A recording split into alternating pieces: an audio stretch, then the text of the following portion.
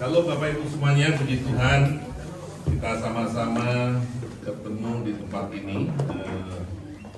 Ada yang baru pertama kali datang, Pak Darius dan Ibu, puji Tuhan, selamat datang, Tuhan memberkati. Ada Ibu Yani dan Pak Sofyan juga baru pertama kali datang, Tuhan memberkati. Ibu Ida, Tuhan memberkati. Yang baru pertama kali datang di tempat ini Bapak Ibu semua. Wah, nanti Simanjuntaknya banyak. Hari Rabu saya kedatangan Simanjuntak lagi. Dia arranger, dia koreografer, dia guru musik. Nanti masih muda, namanya Angelina Simanjuntak. Tapi tanggal hari Rabu dia nyampe ke rumah saya, tinggal di rumah, soalnya gitu. Jadi ini kita akan buat paduan suara Simanjuntak. Haleluya. Oke Bapak Ibu semuanya, yuk kita buka firman Tuhan sama-sama. Satu sukacita bisa bersama-sama menyembah dan memuji Tuhan. Kita akan buka di dalam 1 Petrus 2 ayat 11 sampai dengan 25. Agak banyak Bapak Ibu semuanya. 1 Petrus 2, mari kita bangkit berdiri. Kita akan baca dan hormati firman Tuhan, karena kita percaya pada mulanya adalah firman. Firman itu bersama Allah dan firman itu adalah Allah sendiri. Oleh karena itu, di dalam firman ini saya percaya ada ruahnya Allah, ada rohnya Allah. Bapak Ibu baca ayat ganjil, saya baca ayat genap. Jadi Bapak Ibu mulai dari ayat 11, saya ayat 12, demikian seterusnya. Oke, 1, 2, 3, silakan.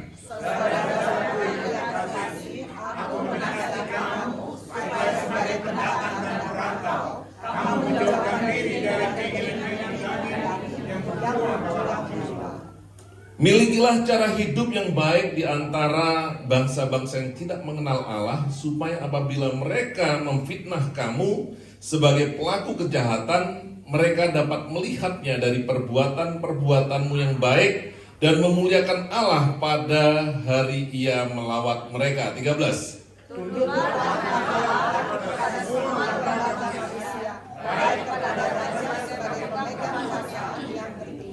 Maupun kepada para penguasa yang diutusnya untuk menghukum orang-orang yang berbuat jahat dan menghormati orang-orang yang berbuat baik. 15.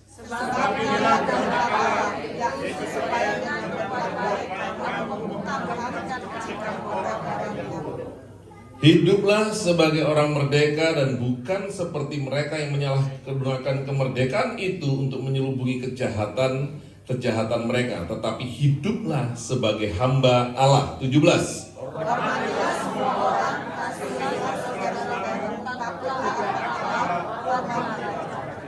Hai kamu hamba-hamba, duduklah dengan penuh ketakutan kepada Tuanmu, bukan saja kepada yang baik dan peramah, tetapi juga kepada yang bengis. 19.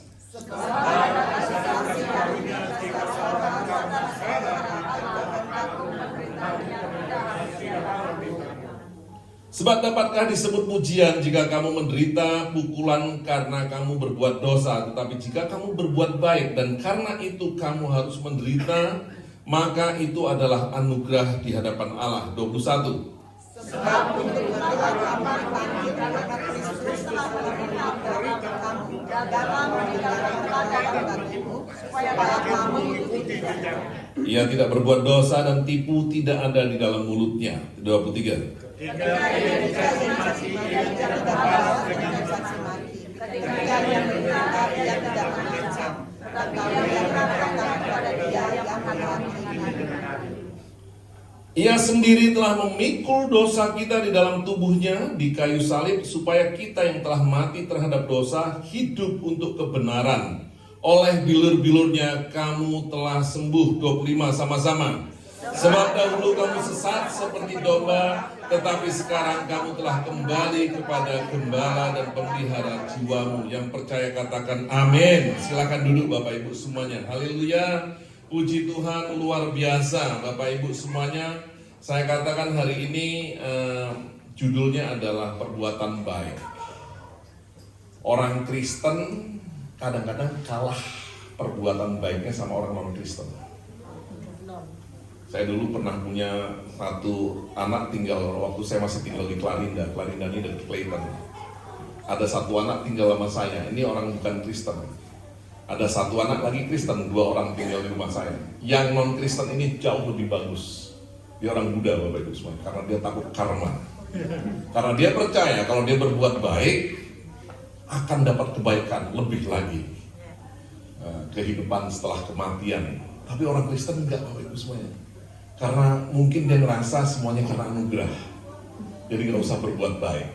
Nah makanya hari ini yang menjadi satu garis bawah buat saya adalah apa sih perbuatan baik?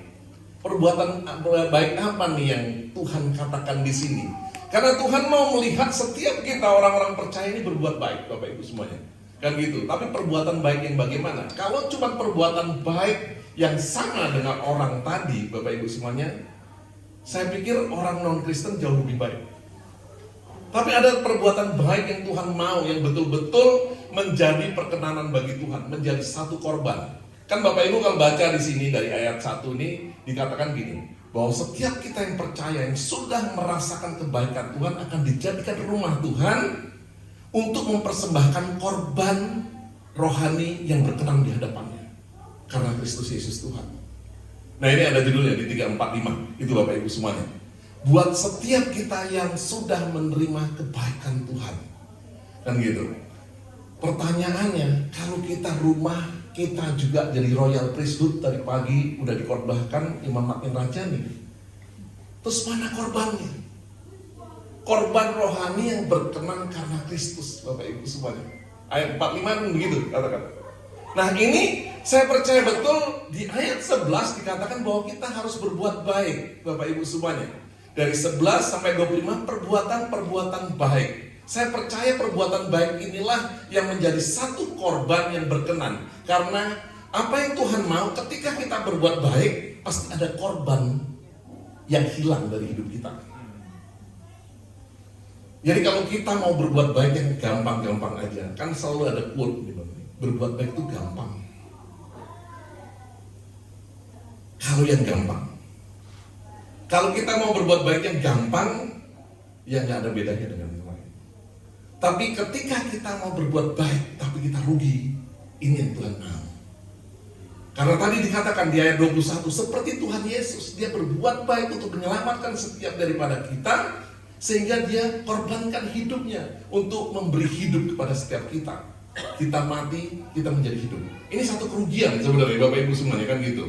Tapi luar biasa kalau kita diajarkan untuk melakukan perbuatan baik yang demikian, karena dia sudah memberikan contoh sehingga setiap kita dapat mengikutinya. Dan roh itu ada dalam kehidupan kita untuk memampukan kita dapat mengikuti perbuatan-perbuatan baik yang Tuhan Yesus sudah buat. Ini rasanya panas banget istilahnya, pasti 27 nih Bapak Ibu semuanya. Saya langsung udah keringetan nih. Nah ini satu pertama Bapak Ibu semuanya. Jadi bagaimana pertanyaan satu Bapak Ibu semuanya di ayat 11, sebagai seorang perantau. Kan dikatakan tadi Bapak Ibu semuanya, kita ini perantau, foreigner. Kan gitu, kita ini semuanya adalah perantau. Di tengah-tengah perantauan, di tengah-tengah yang tidak sama budayanya. Saya tidak bicara tentang Indonesia dan Australia. Yang saya katakan adalah surga dan dunia. Ini culture-nya Jesus ini kita bawa Bapak Ibu semuanya. Kan gitu, di tengah-tengah dunia dan di tengah orang dunia, makanya dilihat di sini, ada di dalam perkawinan, ada di dalam pekerjaan. Kalau kita lanjutkan di dalam pasal 3 itu dalam perkawinan Bapak Ibu semuanya. Kan gitu. Dalam perkawinan, di dalam pekerjaan, di dalam pemerintahan tadi dikatakan terhadap penguasa-penguasa. Bagaimana attitude kita untuk bisa tetap berbuat baik yang berkenan kepada Tuhan dan karena Tuhan. Saya pernah waktu saya ngambil kita buat tesis S2 satu hamba Tuhan, kita sama-sama semuanya sama-sama ngambil tesis yang sama. Ada satu case waktu itu. Case-nya adalah gini. Ketika kita di Indonesia, kebetulan teman ini pengusaha, ini mau datang tanggal 23 ini, Juni ini dia akan datang, nanti ada di gereja kita. Dia pengusaha kebetulan dari Indonesia, dia pendeta juga. Dia bilang gini, kalau kita ini sebagai hamba Tuhan, ini kasusnya, kita tinggal di Indonesia, sementara sistem perpajakan Indonesia itu begitu korupnya. Bagaimana kita bisa mengaplikasikan iman percaya kita sebagai orang percaya terhadap pemerintahan? Ini satu pertanyaan Bapak Ibu semuanya. Kalau kita melawan arus, against the stream, Bapak Ibu semuanya, kan melawan arus Bapak Ibu semuanya kan gitu. Artinya sistem perpajakan yang begitu korup ya ikut aja, udahlah nyogok aja kan gampang aman Bapak Ibu semuanya kan gitu.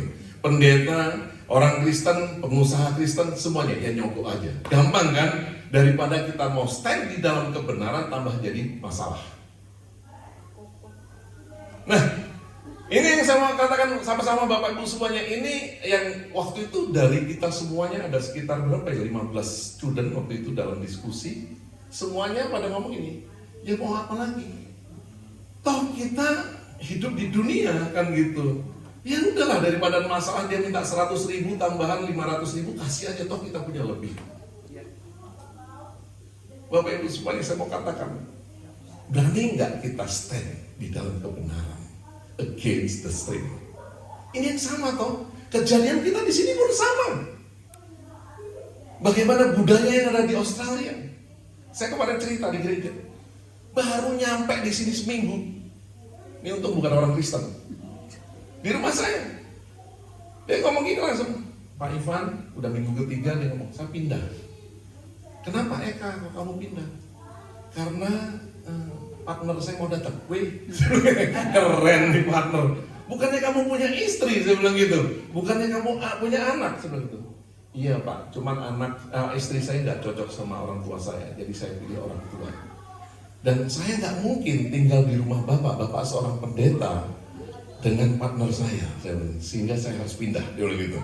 Jadi ini minggu depan saya udah terakhir, dia bilang gitu, saya akan pindah ke Brunswick. Saya menghormati Bapak, makanya saya nggak enak kalau tinggal di rumah Bapak, dia bilang gitu. Terus saya bilang, begitu cepatnya dalam 3 minggu bisa adopted bahasa yang namanya partner. Makanya ayat 11 ini Bapak Ibu semua betul-betul dikatakan sebagai seorang perantau, as a foreigner, Bapak Ibu bisa nggak kita stand? Kita nih orang utusan Tuhan, kita nih punya culture surga. Berani nggak kita berdiri tetap? Saya dulu datang sini Bapak Ibu semuanya sama. Datang trek sini, orang langsung ngomong gini, bisikin gitu. Lu kalau mau maju, punya rumah, kerja dua-duanya. Langsung digituin Bapak Ibu semuanya. Suami istri masih kerja dua-duanya. Terus anakku gimana? Karena saya kesini bawa anak, umur 6 bulan pada saat itu. Masukin childcare. Tambah dapat subsidi kalau kita kerja. Terus saya pikir, aduh, masukin childcare, yaudahlah, kan kita ikutin aja, kan nggak ada salahnya, baik tuh, satu kebaikan juga, nggak ada salahnya, nggak ada jahatnya. Saya bukan adopting yang partnering, partnership kan gitu dan lain sebagainya. Ya udah saya taruh. Ketika pulang dari childcare, ini anak umur 5 tahun, 4 tahun setengah, dia langsung bahasa baru itu keluar. Ada S, ada macam-macam. Terus saya bingung, saya bilang gitu. Where you get it? Gue bilang gitu. Di rumah kita tidak ada dictionary itu. Saya bilang, ini anak 4,5 tahun. Besok saya tarik Bapak Ibu semua. Saya ngomong sama istri. Saya bilang gini, mungkin kita nggak akan punya rumah deh di sini, nggak apa-apa deh. Saya bilang gitu. Ngibur diri, saya bilang, kita orang terkaya di dunia. Kenapa? Pindah-pindah terus. Karena kontrak dari satu tempat ke kontrak. Orang kaya Bapak Ibu semuanya. Orang yang kayak gitu nggak terikat dia. Suka-suka dia mau nenda boleh, kan gitu, mau ngekos boleh, mau di hotel boleh. Itu orang kaya Bapak Ibu semuanya. Yang punya rumah itu kalau di sini itu orang miskin. Dia nggak bisa pindah-pindah. Bahkan nggak bisa liburan. Saya buktikan pada saat itu 3 bulan saya liburan. Sampai dia orang ngomong gini, kok bisa Pak 3 bulan liburan? Saya bilang saving. Kenapa nggak bayar rent? Saya pulang, saya putus, pulang lagi, saya apply lagi Bapak Ibu semuanya kan gitu. Kan gitu, menghibur diri Bapak Ibu semuanya. Entahlah apa pandangan dunia, tapi pada kenyataannya Bapak Ibu semuanya betul-betul. Ya udah, kita dari satu rumah pindah sampai ke tempat lain Bapak Ibu semuanya. Tapi Tuhan kita tuh nggak pernah gagal. Tidak pernah gagal ketika kita berani berdiri di dalam kebenarannya bahwa saya ini diutus, saya ini pegang budaya surga. Puji Tuhan Bapak Ibu semuanya. Teman-teman semua udah punya rumah 2, 3. Yang seangkatan yang kita datang bareng. Kita nggak punya rumah sampai umur 10 tahun dari sini Bapak Ibu semuanya. Ya setiap mau nge-play nggak dapat, ditolak. loan-nya. Kenapa tolak loan-nya? Lah yang cuma single income, gimana mau dapat Bapak Ibu semuanya? Karena kita akhirnya kombinasi di combine. Kalau lu kerja 3 hari, saya kerja 2 hari. Kalau kita kerja 3 hari, dia kerja 2 hari. Kita ini punya anak 1, nambah lagi Bapak Ibu semua punya anak 2, punya anak 3. Ya bang mana yang mau Bapak Ibu semua, ini orang bangkrut mau ngutang lagi kan gitu. Tapi puji Tuhan, Tuhan tidak pernah gagal dalam janjinya. Di tahun ke-10 Bapak Ibu semua kita bisa dapatkan juga akhirnya. Kan gitu. Kenapa? Kita betul-betul berpegang di dalam kebenaran. Dan yang lebih daripada itu sebenarnya, di mana anak-anak itu sampai dewasa, anak saya udah 26 tahun, hari ini masih ada di dalam gereja, hari ini masih menyembah puji Tuhan. Mungkin kalau saya hitung balik, rugi saya banyak banget.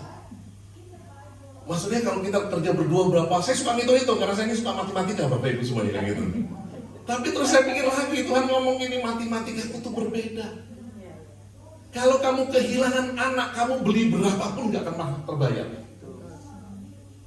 Nah ini Bapak Ibu semua, saya percaya betul. Makanya di mana culture surga sebagai foreigner, pendatang, perantau, kita harus betul-betul pegang. Karena kita ini diutus loh Bapak Ibu semuanya. Sadar nggak sadar setiap daripada kita ini bukan hanya kata-kata.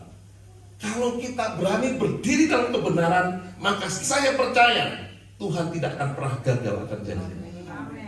Tidak akan pernah gagal. Kalau gagal nggak usah datang Bapak Ibu semua ke sini. Kenapa saya bilang percuma kita dengar firman Tuhan?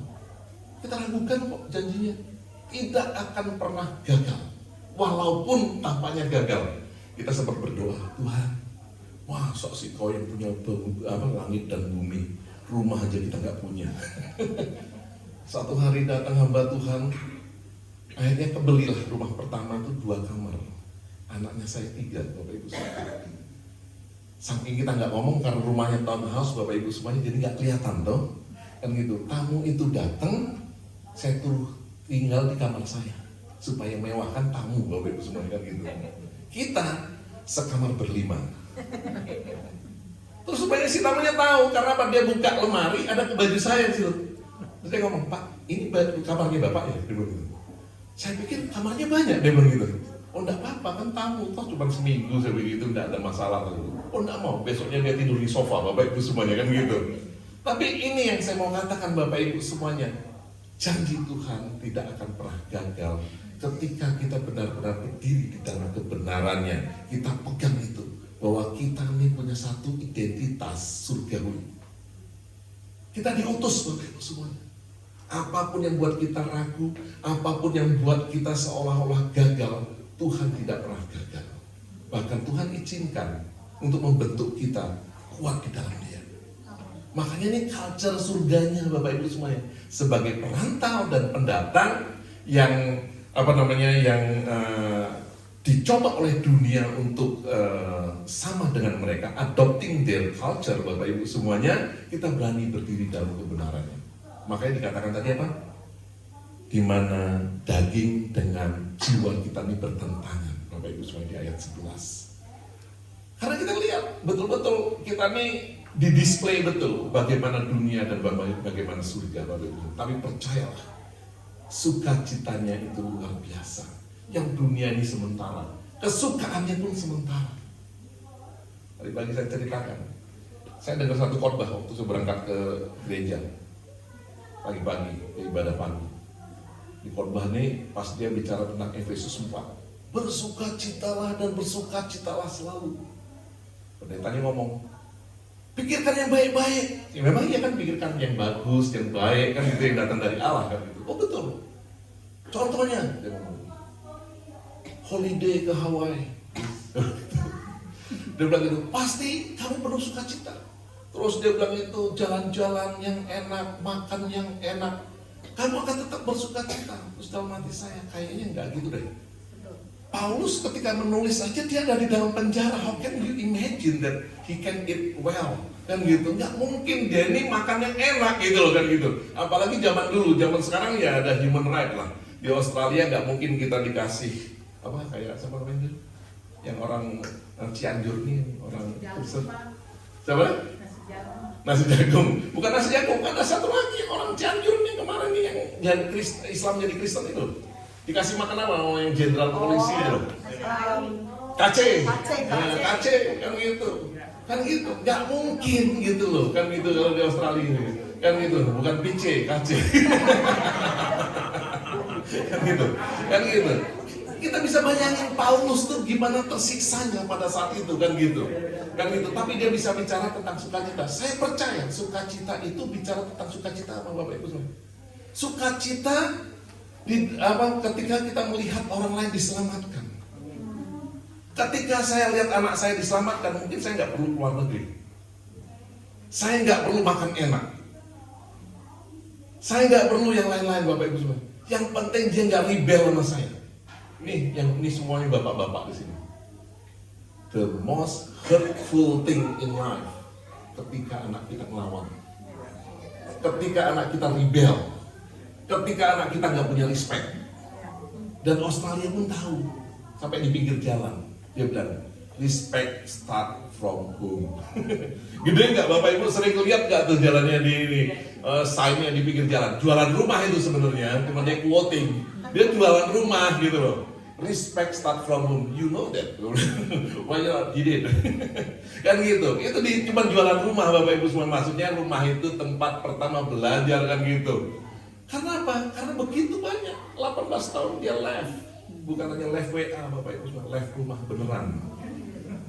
Kan gitu. Dia betul-betul left Bapak Ibu semuanya kan gitu. Sakit.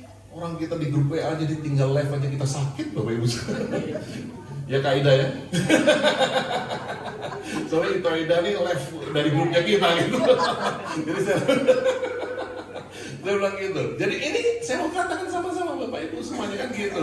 Jadi ini yang mereka nih betul-betul culture ini harus dikembalikan lagi, culture surga di dalam kehidupan setiap daripada kita. Dan saya percaya itulah sukacita yang abadi.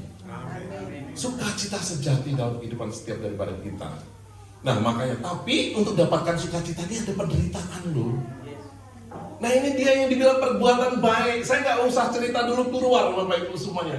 Di dalam rumah tangga dengan anak, dengan suami istri, dengan teman, dengan saudara Bapak Ibu semuanya. Kan ini tadi dicontohkan kan dengan pemerintahan bagaimana kita berbuat baik. Betul kan? Kan gitu. Bagaimana dicontohkan kita berbuat baik di tengah masyarakat, komunitas yang tidak percaya. Bagaimana kita di ayat 18 berbuat baik di dalam pekerjaan. Di pasal 3 berbuat baik sebagai seorang suami dan berbuat baik sebagai seorang istri. Inilah perbuatan inilah yang saya percaya korban yang berkenan, korban spiritual sacrifice yang membawa kuasa Tuhan itu bekerja. Ketika dia berkenan, maka act of God akan ada dalam kehidupan setiap kita. Makanya saya percaya sama anak ini Bapak Ibu semuanya. Kadang-kadang kan ini kita berpikir gak soal me time. Sering dengar bahasa me time. Friday night ladies, kan gitu. Ini tinggalin anak-anak. Betul kan? Gitu kan Friday night ibu-ibu kumpul kan gitu ngopi, ngebir dikit-dikit kan gitu kan. Bapak Ibu semuanya kan tinggal anak-anak sama bapaknya. Kan me time, betul kan? Kita orang percaya ini kadang-kadang sama anak ini mati-matian habis-habisan. Bukan hanya culture Indonesia loh saya mau katakan. Kalau kita mau dapatkan anak kita selamat sampai titik yang paling hurtful. Kalau cuma kerja ngasih anak sampai kita nggak terasa sakit, belum jadi korban. Belum menjadi korban yang berkenan, percaya sama saya. Ini yang sampai titik sakit Bapak Ibu semuanya. Ini sama persis tuh kayak Tuhan Yesus yang melihat seorang janda yang memberikan 1 pesel dari yang dia miliki untuk makan hari itu. Sakit berpuasa. Nah kurang lebih sama lah.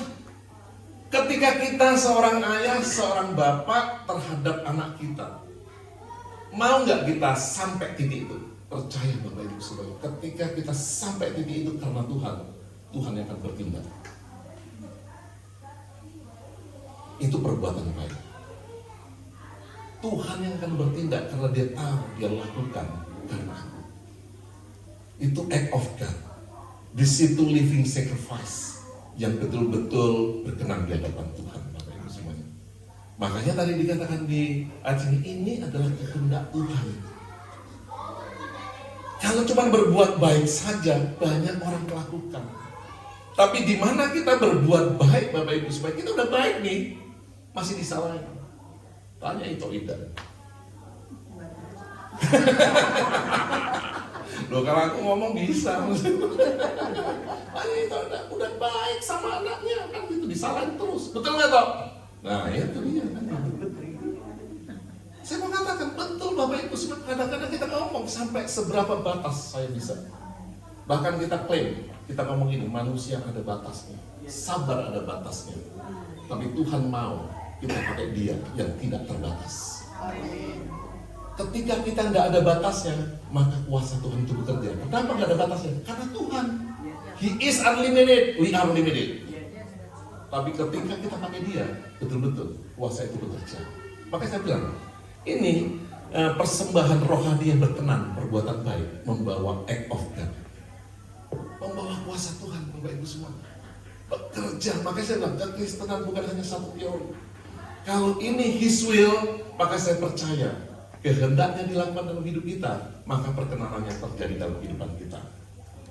Ini yang kedua, Bapak Ibu semuanya, kehendak Tuhan kepada setiap kita untuk berbuat baik. Dan ketiga dikatakan apa Bapak Ibu semuanya di ayat 16? Sebagai orang-orang yang sudah dimerdekakan, jangan menyalahgunakan kemerdekaan itu untuk apa Bapak Ibu semuanya? Untuk menutupi kesalahan. Ini anugerah kasih karunia nih, penyakit semua Bapak Ibu semuanya. Semua karena apa? Anugerah. Whatever you do, you've been saved. Saya percaya keselamatan itu Bapak Ibu semuanya akan kelihatan dalam kehidupan setiap kita. Hari ini, bukan hanya nanti ketika kita mati. Dia sudah mati untuk kita, dan Dia hidup di dalam kita. Dia memimpin setiap kita rohnya Bapak Ibu semuanya. Sehingga kita nggak bisa, kemerdekaan yang sudah Dia berikan untuk menutupi kesalahan kita. Apapun kita selamat Bapak Ibu, saya nggak percaya. Saya percaya orang yang diselamatkan akan berbeda, menjadi manusia yang baru. Manusia luarnya tidak baru, tapi dalamnya diperbaharui, membawa aksi yang baru Bapak Ibu semua dalam kehidupan kita. Nah, makanya dikatakan di situ bahwa kita yang sudah dimerdekakan jangan sampai memakai kemerdekaan itu untuk apa? Menutupi kejahatan kita, tetapi menyerahkan kemerdekaan kita untuk menjadi apa? Hambanya Tuhan. Keren apapun yang kita lakukan, waduh Bapak Ibu semuanya tangisan dalam kehidupan sebagai istri, sebagai ibu, sebagai suami. Suami nangis. Nangis juga Bapak Ibu semuanya. Kadang-kadang suami nangis kalau istri nggak dengar-dengar Bapak Ibu semuanya. Kan gitu. Bukan hanya istri yang menangis, tapi suami juga menangis Bapak Ibu semuanya kan gitu. Nah ketika kita ini betul-betul Bapak Ibu semuanya menjadi hamba Tuhan, wow, yang namanya dikorbankan itu begitu banyaknya Bapak Ibu semuanya. Susah untuk bawa yang namanya Abdullah. Tahu Abdullah ya Bapak Ibu semuanya? Abdullah itu hamba Tuhan, Abdillah, Abdiel Bapak Ibu semuanya. Itu hamba Tuhan. Tapi orang Kristen gak pernah suka nama Abdullah Bapak Ibu semuanya. Abdillah atau Abdiel Bapak Ibu semuanya. Abdinya L Bapak Ibu semuanya kan gitu. Itu gak suka Bapak Ibu semuanya. Di sini, karena apa? Karena kita percaya sebagai hamba Tuhan di dalam rumah tangga perkawinan, di dalam keluarga, di dalam pekerjaan, di dalam pemerintahan, itu selalu gak enak buat daging kita. Tapi percaya, ketika kita berani mengaplikasikannya dalam kehidupan, akan membawa kuasa Tuhan. Karena itu membawa perkenanan yang luar biasa. Makanya dikatakan, jadilah engkau hamba Tuhan. Dan saya percaya ini panggilan bukan hanya untuk hamba-hamba Tuhan, tapi setiap kita yang percaya adalah hambanya Tuhan. Makanya kita masuk Bapak Ibu semua dalam, kita facing on, kita ketemu yang namanya orang-orang seperti itu di dalam pekerjaan, dalam rumah tangga, kita ketemu. Tapi kita harus taruh di dalam pikiran kita, put in our mind that kita adalah hamba Tuhan. Kalau kita hamba Tuhan, mau dikorbankan, mau berkorban, saya percaya Tuhan yang akan membela. Itu adalah haknya Dia. Betul ya Bapak Ibu semuanya? Nah, yang keempat dikatakan di ayat 19 dikatakan, apakah itu merupakan satu pujian kalau engkau dipukul atau dihukum karena engkau berbuat jahat. Ini perbuatan baik. Tetapi ketika engkau berbuat baik tapi engkau disalahkan. Ketika engkau berbuat baik Bapak Ibu semuanya, tambah engkau disalahkan. Ini atau dicurangi atau di step back Bapak Ibu semuanya, ditusuk belakang. Nah ini banyak Bapak Ibu semuanya. Kita berbuat baik, kita dicurangi, kita diculasi, tapi kita gak marah dong Bapak Ibu semuanya. Karena kita percayakan itu kepada Tuhan. Marah itu adalah reaksi pembalasan. Ketika engkau marah, maka engkau merasa kau seperti Tuhan. Itu adalah hakmu. Pembalasan adalah haknya Tuhan. Saya mau katakan Bapak Ibu semua. Jadi jangan sampai kita jadi Tuhan Bapak Ibu semua. Pembalasan itu adalah haknya Tuhan. Kalau kita percaya Tuhan, kita percaya Dia adil, serahkan kepada Dia. Matanya tidak pernah luput dari setiap kita. Ini Bapak Ibu semuanya. Saya percaya betul. Makanya ini yang Tuhan mau dalam kehidupan setiap daripada kita. Ini commendable. Dalam bahasa Indonesianya, ini anugerah. Saya mau mendapatkan anugerah hari ini. Betul dong? Mau tak bacain lagi firman Tuhannya tadi kan 19, 20, 21. Kalau engkau benar melakukan kebaikan, tapi engkau disalahkan, itu adalah anugerah. Bahasa Indonesia, that is commendable. Tapi kalau engkau salah, engkau dihukum, udah sepatutnya. Kan gitu. Tapi kalau engkau benar, tapi engkau dihukum, engkau benar, engkau disalahkan, engkau benar, engkau di step back. Ini commendable, inilah perbuatan baik, inilah anugerah di hadapan Tuhan. Bukan hanya anugerahnya Tuhan, tapi ini anugerah di hadapan Tuhan. Wah keren Bapak Ibu semuanya, membawa satu perkenanan yang luar biasa.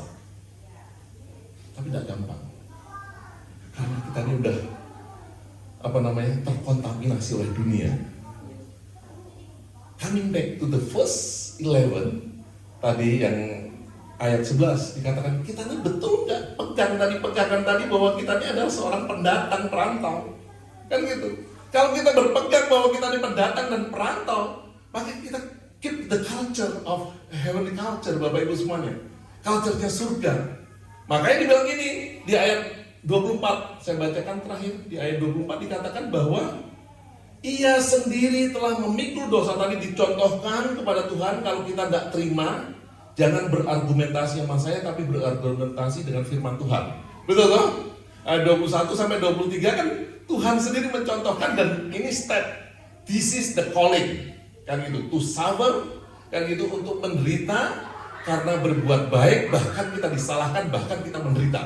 Betul toh? Kan gitu. Sampai ayat 24 dikatakan bahwa Ia sendiri telah memikul dosa kita di dalam tubuhnya di kayu salib, supaya kita yang telah mati terhadap dosa hidup untuk kebenaran. Oleh bilur-bilurnya kamu telah sembuh. Yang sembuh mana sih? Kita selalu ngomong sembuh, orang sakit sembuh. Ya betul, karena terminologi dalam hidup kita, mereka yang sakit itu secara fisik didoakan sembuh. Betul ya Bapak Ibu semuanya? Bahasa aslinya terapi, terapedi, itu untuk fisikal. Tapi saya percaya ini bicara bukan hanya physically, tapi ini bicara spiritually Bapak Ibu semuanya. Makanya dikatakan di ayat 12, sebab dahulu kamu sesat seperti domba, tetapi sekarang kamu telah kembali kepada gembala dan pemelihara jiwamu. Artinya apa? Kita ini aligning back, kita ini kembali kepada apa yang Tuhan punya sebagai culture kehidupan kita selama kita ada di dunia. Nah, cara pikir kita. Makanya tadi saya bilang kita marah, kita bereaksi tidak baik. Ketika kita berbuat baik, kita bereaksi marah. Ketika tidak dibaiki.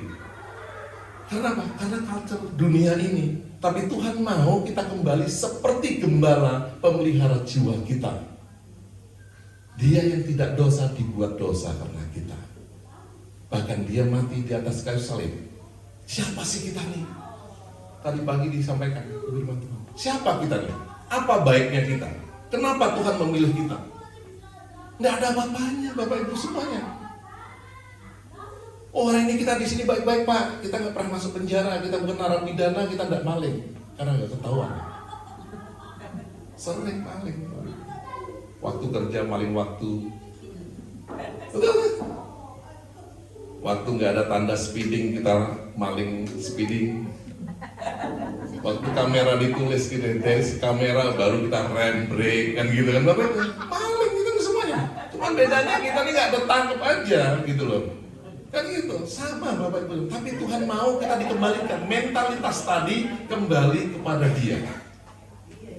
Nah ini yang Tuhan mau, dan saya percaya ketika ini kita lakukan, maka pemulihan sejati terjadi dalam kehidupan kita. Ketika itu terjadi, maka saya percaya betul hamba-hamba Tuhan yang membawa persembahan berkenan akan membawa aksinya Tuhan dalam kehidupan.